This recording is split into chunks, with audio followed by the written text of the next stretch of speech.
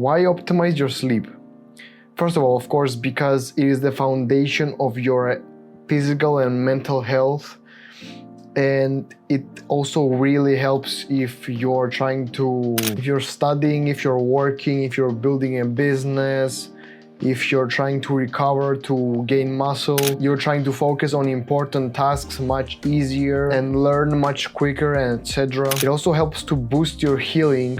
Like, for example, when you sleep a lot, it's easier to heal your wounds, to get rid of any sickness, and to actually have more longevity because of more sleep. And of course, testosterone boost, which I know most of you want to build muscle and in general just to get your hard, okay? First of all, of course, you need some cortisol as soon as you wake up. Yes, it is something that is linked to stress, but a large amount of cortisol is linked to stress. If you need it just a little bit when you wake up. For example, when you wake up, your first hour of your day, you're gonna have to go out, to your balcony or to your window. Just open it up, no closed windows, no sunglasses. You can have contacts, glasses, or nothing at all, and just stare at the sun, not directly if it's right above you, if it's like shining brightly and it's painful to the eyes. Don't do that. It's gonna damage your eyes. Try to look at the sun when it's just rising up. If you're waking up at like 5 to 6, that's the time when it's usually rising up. So it's best to look at the sun then, because it doesn't damage your eyes that much. You should be doing this for like 10 minutes max a day. Depends on your country, and if it's cloudy, if it's raining and it's cloudy, try to be in the sun for at least 20 minutes, because it still gives, it still has the same effect, but it's just slower with the process. So just go out there, do it for 20 minutes if it's cloudy, 10 minutes if it's sunny. It has to be consistent. Every day you do that. The first hour when you wake up. Of course, if you miss one of those days, try to take another day and do the same thing twice the amount of time you took the last time. Like, let's say, for example, you do 10 minutes a day, right? In sunny days outside. If you do 10 minutes a day and you miss one day or 2 days, do the next day when you're available and you can do it, you can get back with the consistency. You're gonna have to do 20 minutes and the next day 20 minutes until you reach the days that you have missed. And that is it's not always necessary, but it's best if you do so every day to have more, to be more alert, to get your body temperature up. At the end of the day, to be more tired and being able to easily go to sleep. Even if you wake up and you don't have light, like let's say you wake up at 4 a.m. and you don't have light outside, try to use as many artificial lights as possible. Like, let's say, for example, open up your lamp, open up like a ring light, like your other lamp, maybe, I don't know, like a PC screen or whatever the fuck else, there's the monitor. Try to have as many lights open as possible for like an hour or so, or try to at least have it for like half an hour. The time that you wake up and you go to the bathroom and do everything else, just have it on. If you don't have access at all to the sun, depending on your country, a cheap alternative is to get like a ring light for selfies, like a big one, and just have that shine in your face for a couple of minutes, of course. That should be good enough if you don't have direct lighting coming to you. If you're going to watch some anime or you're going to study in the afternoon, before studying or after studying, like, try to look at the sun when it's going down, okay? And just look at it for a couple of minutes again, just because it helps you with falling asleep faster after, because you're not looking at artificial light and blue light. It's much better that way. At least that's what Andrew Huberman says. Also, at night from 10 p.m. until 4 a.m. approximately, try to not use a light. Try not having your brightness on your phone to the max. Try to lower it, and if you have like a lamp on top, just close it, just turn it off, everything off, like every screen. If you're gonna read a book or you're gonna look at reels, which is not suggested, just try to lower your brightness and just use that for the next like half an hour or something, and just go to sleep straight away. Now, about temperature. Once you wake up, try to get some cold water to wake you up, to get in that shock and to just stay more alert, because if you take a shower in a cold one, for like a real cold one, your body after like 2-3 minutes of a cold shower will start a mechanism of getting, warmer, because the outside it's cold, so it needs to get warm. So you will get much warmer, which gives you an alertness, like as much heat as you get in the morning. That's how you wake up actually. When you go to sleep, you want to be a little bit colder than usual, and if you're waking up, you're going to be a little bit hotter than usual, because that's how you get alert. That's how you wake up. The hotter you are, the more alert you are. That's why you can't sleep at night sometimes, because it's hard if it's hot. And just try to get that body temperature up. Once you wake up, get up, a shower, a cold one, and then it's much easier to start your day from that. I mean, a lot of our parents tell us like to, get some cold water on us, or any type of way. It doesn't have to be a shower.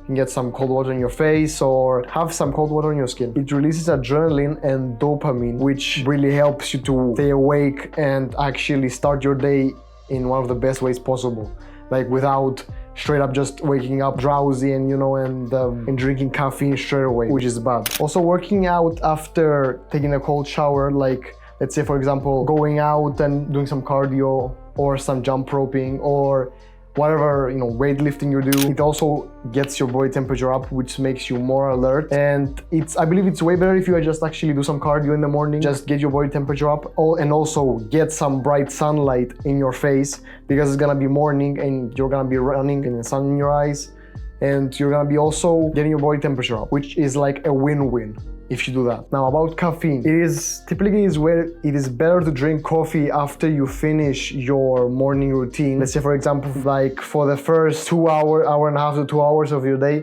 you shouldn't be really drinking coffee, because that doesn't really get you through the whole day without only drinking one coffee. And a lot of coffee isn't really good, so drinking 2 to 3 times coffee a day really won't help you that much. It is way better to actually wait, and so you don't get like an afternoon crash. You start like 2 hours after you wake up, and then you drink some coffee, and it gets you through your whole day. So like instead of crashing at like 2, 3, 4 a.m., it's gonna be way better. You're gonna get over that crash, and it's gonna get you through at like 6 and 7 and 8 p.m. It's gonna be way better for you just by drinking one coffee. I'm gonna go inside because it's hot in here.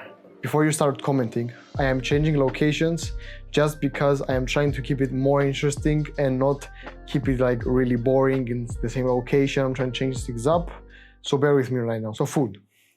In the morning, you can easily eat some food, like it's breakfast, and actually boost your alertness with eating your breakfast for the day. It isn't necessary, because some people prefer to not eat and fast and just try to eat after that, they finish some of their jobs. Once you wake up, you don't feel lethargic, you feel way more sharp, and that's because you just woke up and didn't eat any food.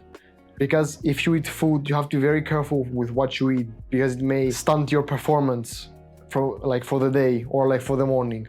So it's way better to not eat anything and just rather drink some water or some coffee and just get to work, finish some tasks that are most important. And after that, you can go eat, whatever. Just try to avoid that for the morning, if you want to, of course. If you can't and you're really hungry when you wake up, you can eat some food. It's no problem. It actually helps you a lot. Of course, as I said before, don't eat until your stomach is full, because once your stomach is full of food, you actually feel way more lethargic, lazy, and tired, because your body uses all of its energy to actually concentrate on processing the food. That's why you feel a lot more tired, and you want to go to sleep. So try not to eat until you're full. I know, because it's hard. I've gone through that before. I wanted to eat some more after eating my plate of food. I tried avoiding something, and believe me, it's way better if you would try avoiding it. Drink some more water or a drink, just to get rid of that hungriness, so that you can easily go about your day, and after eating your food, continue your work and not go to sleep or stay on your phone. A really nice app that I would suggest you is try downloading the Medito app. This app is basically, most of it is for meditation. Of course, it has a feature there where you can select meditation for sleep, maybe something else like sleeping stories, nature sounds in general, and just some music so that it can help you go to sleep, which can be a nice tool to use if you want to go that extra level. Other tools that can be used are sleeping masks, which I talked about them before. Try to have them not too tight on your face and not those like bulky ones. Try to have them like the small ones that keep you cool and help you sleep. Don't get your body temperature up, because you need to have like a lower body temperature to go to sleep, so it does not help. Try to have like a thin one that just blocks sunlight from coming in your eyes. And earplugs, for those who want to use them, doesn't really matter.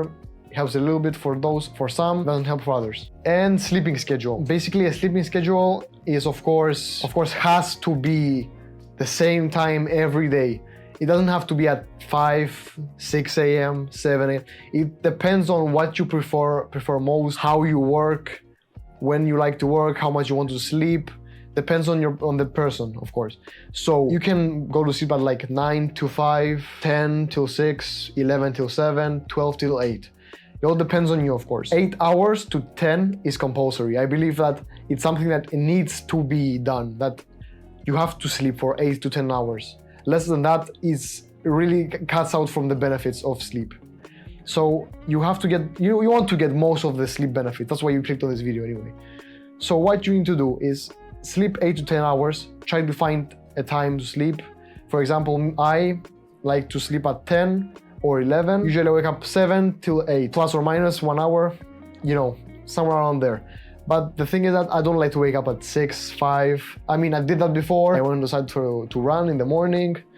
I did that for a few months. Didn't really like it that much. I wanted to sleep more. So that now I wake up at 8, but I still work way more than I used to do before. If you by any chance ruin your sleeping schedule and you go to sleep at like 12, but your usual bedtime is 10, try to wake up at the same time that you usually wake up. Let's say you wake up at 6.